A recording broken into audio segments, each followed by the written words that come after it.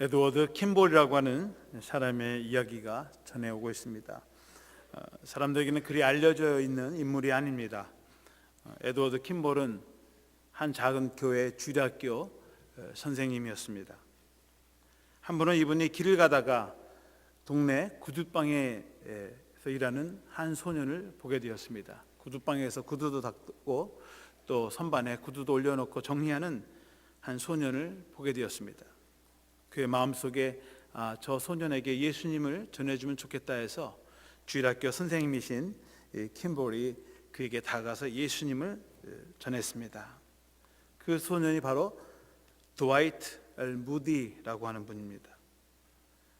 우리가 잘 알고 있는 대로 무디 선생님은 시카고에 무디 바이블 인스티튜트를 세우고 신학교를 세워서 지금도 수만 명의 선교사들을 전 세계에 보내는 일을 하고 있습니다. 무디 선생님이 미국 전역을 돌아다니면서 복음을 전했을 때 그의 명성이 영국에까지 다다르게 되었습니다. 무디 선생님이 영국의 어느 작은 교회에 또 초대를 받고 그곳에서 설교를 하게 되었습니다. 그때에 프레드릭 메이라고 하는 젊은 목사님이 그 집회에 참석했다가 큰 감동을 받게 되었습니다. 무디 선생님의 큰 은혜를 받은 메이어 목사님이 몇 년 뒤에 미국에 오게 되셨고 매사추세츠의 노스필드라고 하는 교회에서 설교를 하게 되었습니다.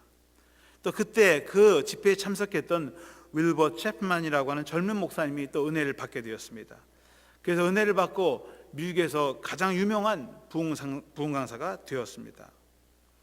또 이 윌버 채프만 목사님이 미국 전역을 돌아다니면서 이제 전도를 하는데 노스캐롤라이나의 샬렛이라고 하는 곳에 왔다가 빌리 썬데이라고 하는 분이 또 큰 은혜를 받게 되었습니다.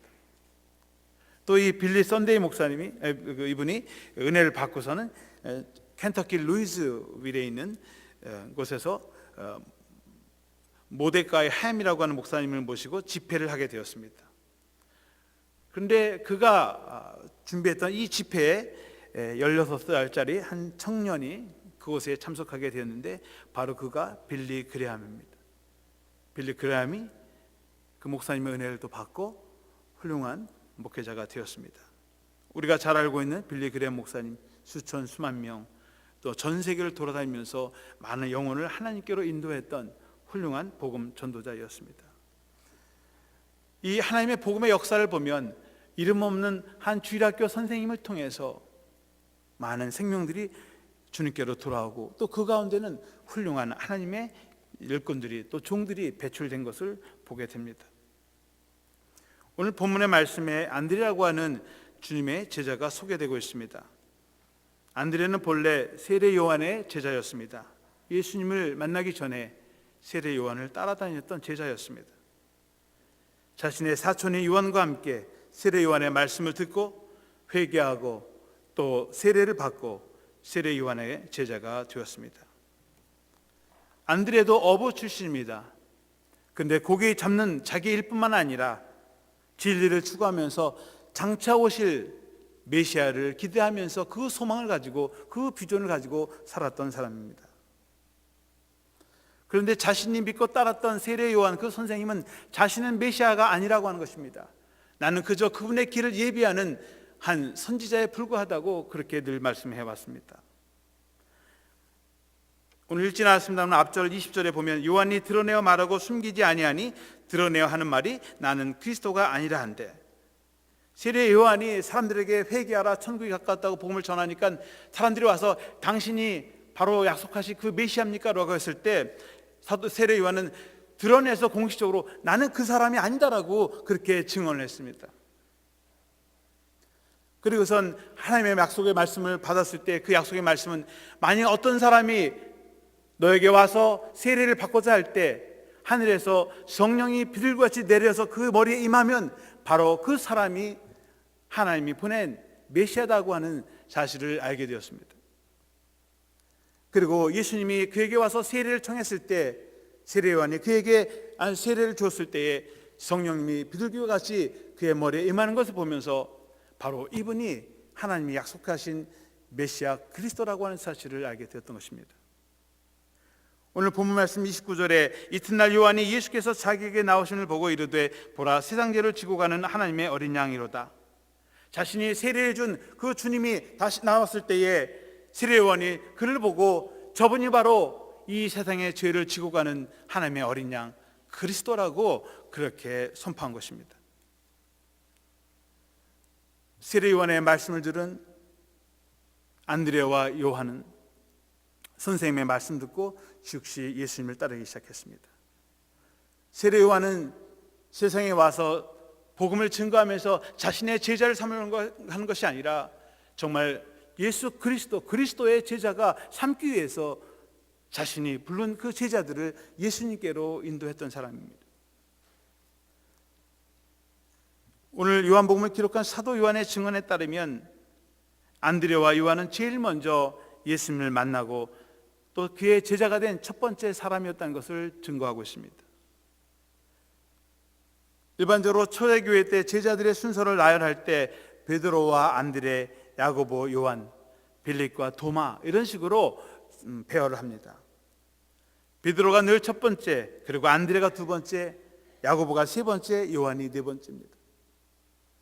그런데 사실 이 순서는 예수님께서 네가 첫 번째, 두 번째 그렇게 정해준 것은 아닙니다. 제자들 사이에서 자신들이 편안하게 그렇게 정했고 또 초대교회 성도들도 그 전통을 따라서 첫째는 베드로요, 둘째는 안드레요 그렇게 정한 것입니다. 주님은 누구든지 먼저 된 자가 나중되고 나중된 자가 먼저 된다고 했기 때문에 그렇게 순서가 중요하지 않다고 생각했습니다. 높고자 하는 자는 낮아지고 낮고자 하는 자는 더 높아진다고 하는 그런 말씀을 통해서 순위를 우리가 보는 그러한 기준을 가지고 정하지 않았습니다. 누군지 하나님의 말씀에 순종하고 따르면 그가 제일 첫 번째 제자가 된다고 말씀하셨습니다. 마태복음 4장, 누가복음 5장에서는 베드로, 안드레, 야고보, 요한 이렇게 순서를 정합니다. 그래서 안드레가 두 번째고 요한은 네 번째 그렇게 됩니다.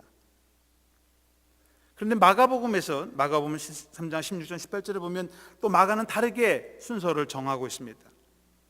이 12를 세우셨으니 시몬에게는 베드로라는 이름을 더하셨고 또 세베대의 아들 야고보와 야고보 형제 요한이니 이들에게는 보아너게 곧 우리의 아들이라는 이름을 더하셨으며 또 안드레와 빌립과 바돌메와 마테와 도마와 알페오의 아들 야고보와 및 다데오와 가나안인 시몬이며.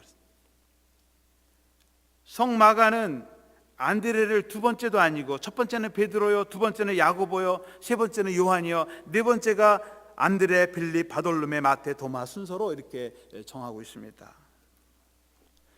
사실 사도 요한은 복음서를 기록하면서 자신이 첫 번째다 두 번째로 얘기하지 않지만 그의 순서에서는 자기와 안드레가 제일 먼저 주님을 만나고 주님을 따랐던 첫 번째 제자라는 것을 암시해주고 있는 것입니다.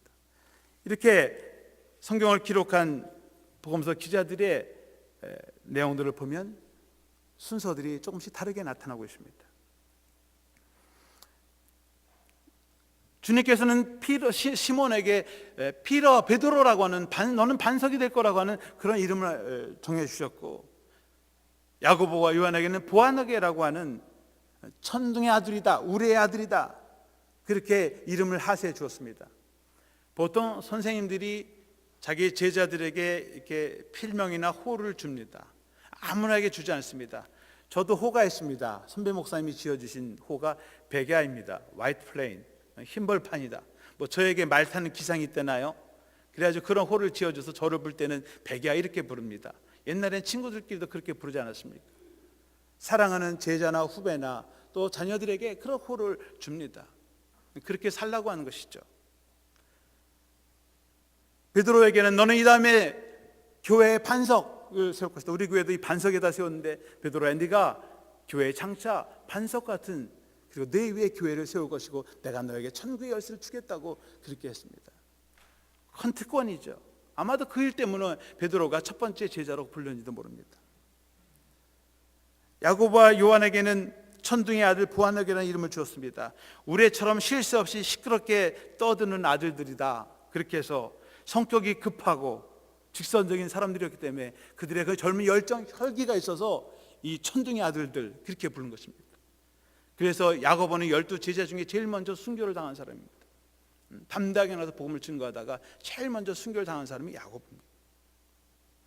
이렇게 칭찬받을 만한 이름들이 많아서 그런지 안드레는 이름도 받지 못했어요. 그렇다고 첫 번째 제자였는데 첫 번째 부름 받지도 못하고 세 번째, 네 번째로 밀리기 시작했어요.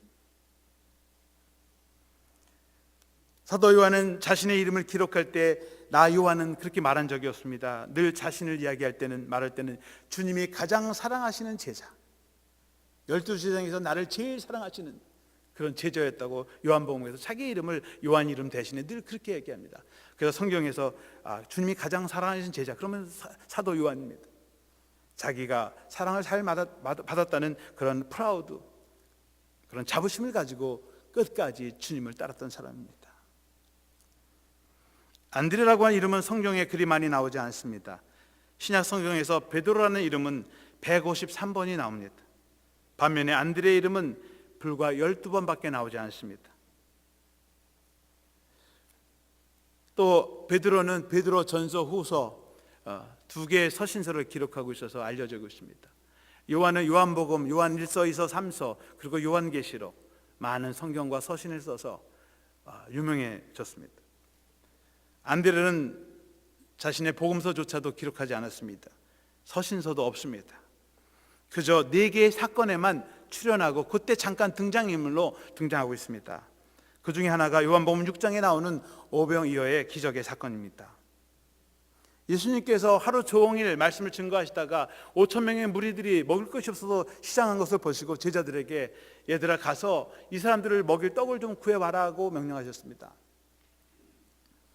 그때 빌립, 요한복음 6장 7절에 보시면 빌립이 대답하되 각 사람으로 조금씩 받게 할지라도 200데나리온의 떡이 부족하리이다.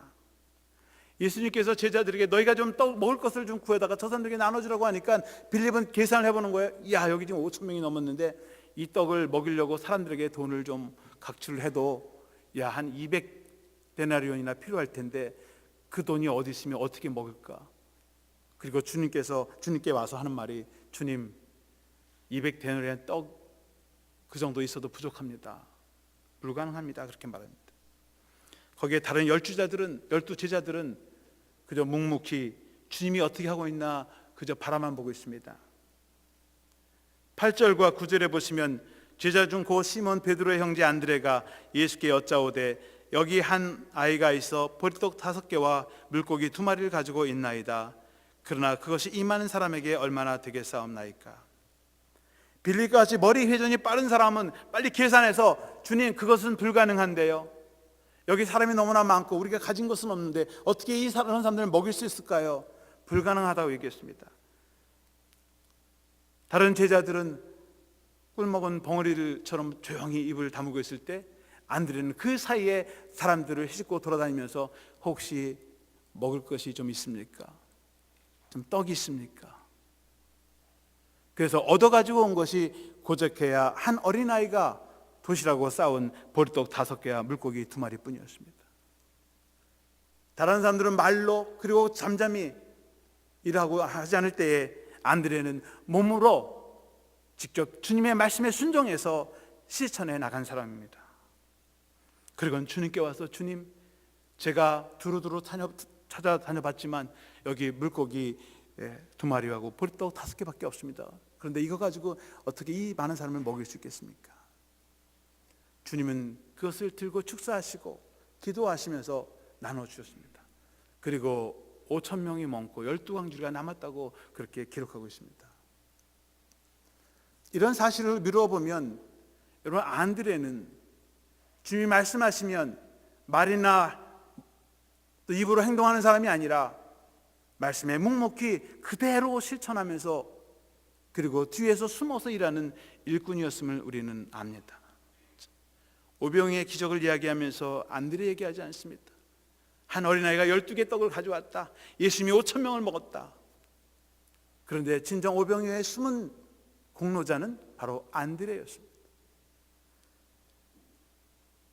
안드레는 직접 발로 뛰면서 진리를 찾아다닌 사람이고 몸으로 실천하면서 그 진리에 순종하는 그런 사람이었습니다. 본래 안드레라고 하는 이름은 히라보로 맨리라고 하는 남자다운, 남자 중에 남자라는 뜻입니다. 이스라엘 사람들은 자녀를 낳으면 그 자녀 아이가 태어날 때 그 아이의 생김새라든가 그의 성격, 성질을 통해서 그 아이의 이름을 지어주는 경향이 있습니다. 안드레가 딱 태어나니까 아버지도 어부고 장차 어부가 될 사람인데 신체 건강하고 튼튼하고 말이죠. 남자같이 사내다운 아이처럼 태어난 거예요. 그래, 남자답게 살아라, 시크하게. 그래서 안드레, 맨리라고 하는 이름을 지어준 것입니다. 안드레도 형 베드로와 함께 어려서부터 배를 타며 고기를 잡은 뱃사람이었습니다. 그런데 형 베드로와는 달리 안드레는 고기 잡는 그 어부 일에만 관심을 갖지 않은 것이 아니라 자기 나름대로 인생의 참된 의미가 무엇일까, 진리가 무엇인가를 고민하면서 생각하면서 일하면서 그리고 세례 요한을 찾아간 것입니다. 혹시 그에게 참된 진리가 있지 않을까, 인생의 참된 목적이 그에게 있지 않을까 찾아다녔던 사람입니다. 대개 첫째하고 둘째를 비교해 보면요, 첫째는 책임감이 강합니다. 그러니까 가장으로서 책임 있고 또 가족의 그 생계 이런 것들을 책임져야 되기 때문에 성실하고 또 주어진 일에 최선을 다하는 그런 영향을 볼 수 있습니다. 첫째는 아버지에 따라서 받은 일, 벤 일을 하면서 고기를 잡으면서 그 일에 충성을 했습니다. 근데 대개 둘째들은 첫째 가정의 일은 되게 마지들이 하고 둘째들은 좀 여유가 있죠. 형이 뭐 알아서 하니까 나는 뭐, 그리고 한눈을 팔아요. 우리 탕제의 비유에서 보면 첫째는 아버지 말씀 순종하면서 잘하고 집안일 하는데 둘째들은 그렇지 않죠. 어떻게 좀 아버지 돈 좀 갖다가 좀 나가서 좀 살아볼까 이런 생각을 하거든요. 물론 안드레가 세상에 자신의 유익과 욕망을 위해서 쾌락을 추서 사는 사람이 아니었습니다. 가정일, 형이 있으니까 열심히 또 하고 자신의 삶의 참된 목적이 무엇일까를 고민하면서 진리를 찾아다녔던 사람입니다. 그러다가 자신의 영적인 선생님 세례 요한을 만나고 또 그 선생님이 바로 저분이 세상 죄를 짊어가는 어린 양이다라고 가르쳤을 때에 지체 없이 예수님을 따라가서 그의 제자가 되었던 것입니다. 안드레는 그저 앉아서 진리를 따르고 추구하는 사람이 아니라 직접 발품을 팔아서 몸으로 행동하면서 실천하면서 진리를 따라다녔던 사람이었습니다. 여러분, 진리는 그냥 앉아서 공짜로 얻어지는 것이 아닙니다. 진리는 자신의 희생과 수고를 통해서 지불한 만큼 얻어지는 것입니다. 안드레는 자신의 진리를 찾아서 그냥 앉아서 얻은 것이 아니라 그 진리를 따라서 직접 몸으로 실천하면서 그 진리를 발견하게 된 것입니다. 그리고 예수 그리스도의 제자가 되었고 참된 진리를 소유하게 된 것입니다. 인생의 참된 진리를 맛보고 경험한 사람은 그 자리에 그냥 머물러 있지 않습니다. 진리를 경험한 사람은 그 진리를 정하지 않고서는 견딜 수 없는 열정을 갖게 됩니다. 어떤 사람이 쇼핑을 갔다가 좋은 물건을 아주 값싸게 사면 가만히 있지 않습니다. 바로 친구나 가족들에게 전화합니다. 나 엊그저께 쇼핑 갔는데 좋은 물건 있으니까 얼른 가서 사라고. 또 어떤 사람이 식당에 가서 좋은 음식, 건강한 음식, 아주 맛있는 특별한 음식을 먹게 되면 소개해 줍니다. 지난번에 내가 저 시장에 갔다가 음식점에 들려서 점심을 먹었는데 그 집 짜장면 잘하더라. 그 집 탕수육 잘하더라. 냉면을 잘하더라. 그렇게 전하는 것이 자연스러운 것입니다. 자신이 정말 이 세상에서 얻을 수 없는 참된 진리를 맛보고 경험했다면 당연히 전해주는 그것이 당연한 이치인 것입니다. 하나님의 진리를 발견하고 맛본 사람은 전할 수밖에 없습니다. 40절과 41절에 보면 요한의 말을 듣고 예수를 따르는 두 사람 중에 하나는 시몬 베드로의 형제 안드레라. 그가 먼저 자기 형제 시몬을 찾아 말하되 우리가 메시아를 만났다 하고, 메시아는 번역하면 그리스도라. 안드레가 세상을 구원하러 오신 이 메시아를 만나고 그리고 예수님께 말씀을 듣고 보니까 이분이야말로 정말 약속하신 세상을 구원하러 오신 그리스도임을 알고 제일 먼저 달려간 것이, 그가 먼저 자기 형제 시몬을 찾아 말하되, 제일 먼저 달려간 사람이 자기 친형님이에요. 평생 동안 고기를 잡으면서 바닷가에서 일만 했던, 죽어라고 일만 하고 가문을 위해서, 가정을 위해서 희생했던 그 형에게 달려가서 형, 내가 그분을 만났어. 같이 갑시다. 그리고 우리 같이 구원받고 우리 그분을 위해서 일합시다. 여기에 진리가 있습니다. 42절에 데리고 예수께로 오니 예수께서 보시고 이르시되 내가 요한의 아들 시몬이니 장차 게바라 하리라 하시니라. 게바는 번역하면 베드로라. 그런데요, 참 놀라운 말씀이 여기 있습니다. 여러분, 안드레가 형을, 베드로 형을, 시몬이죠, 시몬 형을 예수님께로 들어갔을 때 과연 그가 베드로라고 하는 교회의 반석이 될 사람이라고 하는 그런 인물임을 알고 데려갔을까요? 모르고 데려갔을까요?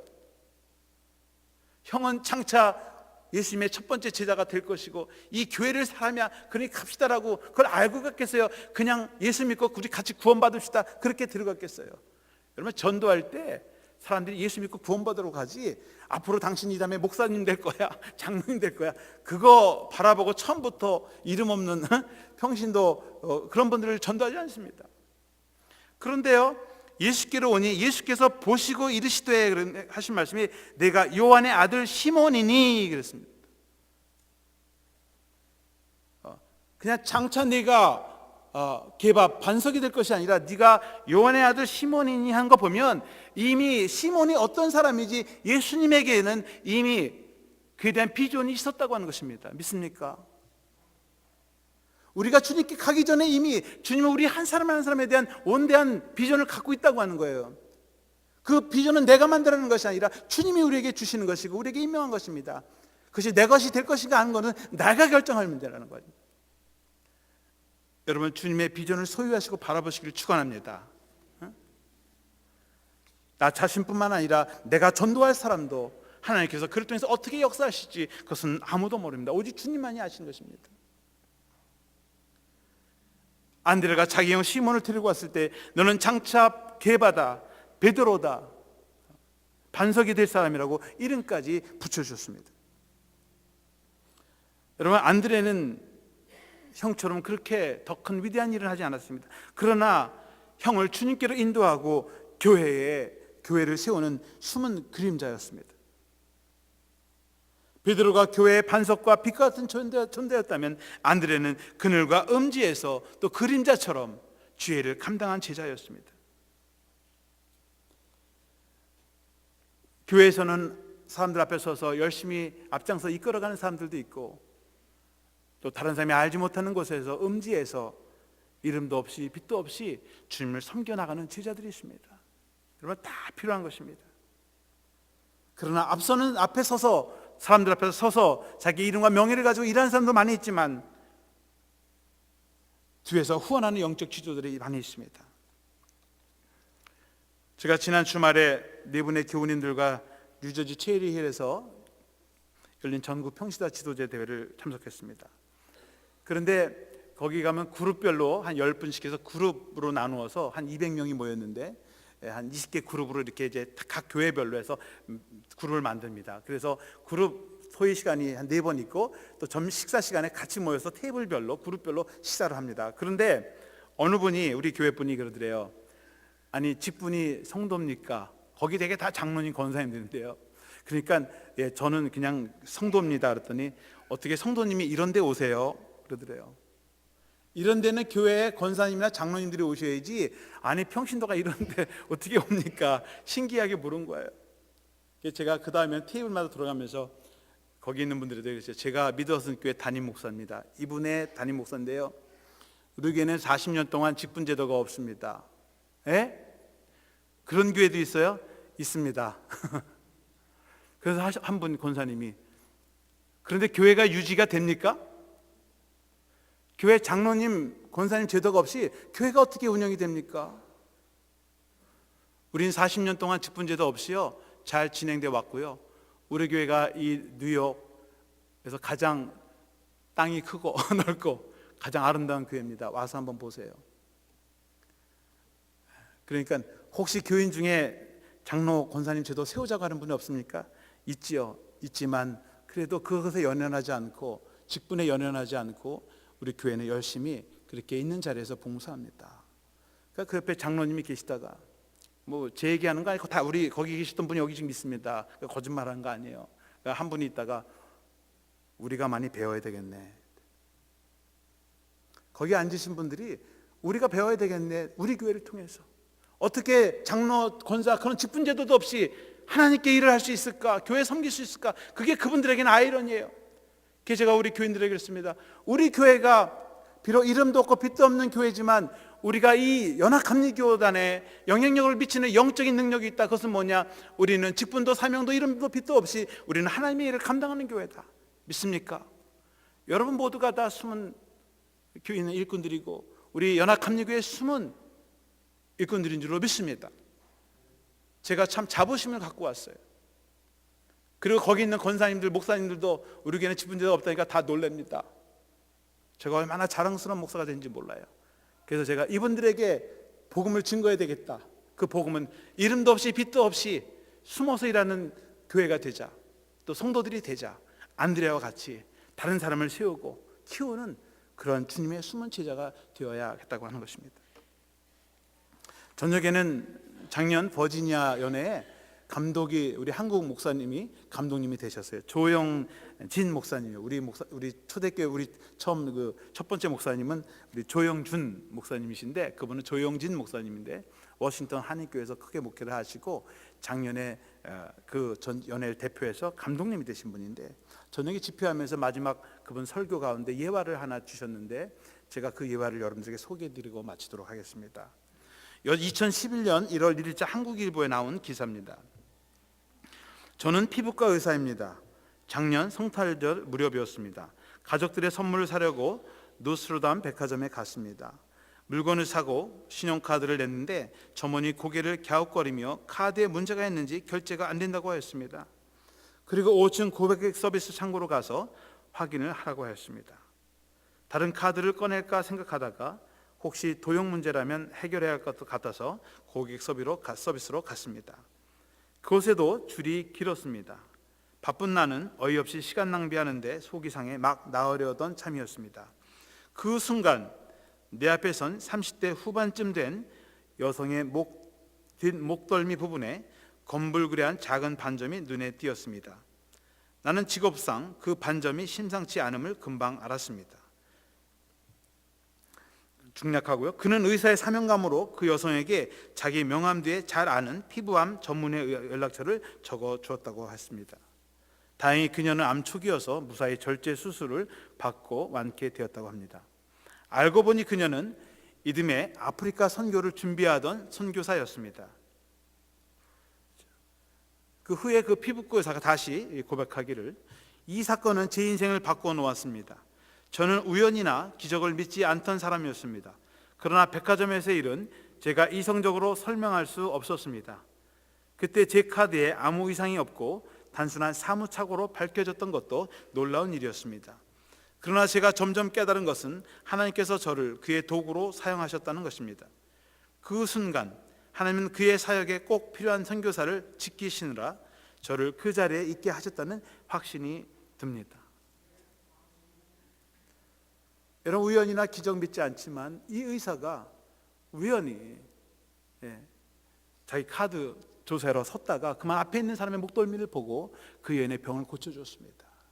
그는 그 이듬해 아프리카 선교를 갈 선교사님이고 그리고 고침받고 또 선교사로 파송을 받고 나갔다고 하는 것입니다. 여러분 하나님은 우리가 가지고 있는 재능과 은사를 통해서 지금도 일하시고 계십니다. 우리가 계획과 또 계획하지 않은 것과 상관없이 하나님은 필요한 때에 필요한 사람으로 그렇게 음지에서도 하나님이 역사하십니다. 하나님은 지금도 하나님의 일을 위해서 이러한 일꾼들을 찾고 계십니다. 우리들도 우리의 각자의 삶의 자리에서 하나님의 영광을 위해서 정말 귀하게 쓰임받는 행복한 하나님의 도구가 되시기를 주님의 이름으로 축원합니다. 그러면 이 시간에는 우리 전국 지도자 대회에 함께 참여했던 세영 교우님께서 이런 게 있었으면 좀 많이 우리 교인들에게도 알려줘서 다음엔 다 많이 갔으면 좋겠습니다. 저에게 그렇게 간곡히 부탁을 해요. 그러면 잠깐 나오셔서 간단하게 받은 소감 또 거기서 했던 것을 잠깐 나누도록 그렇게 하겠습니다. 우리 서영 교우님 나오셔서 나눠주시면 감사하겠습니다.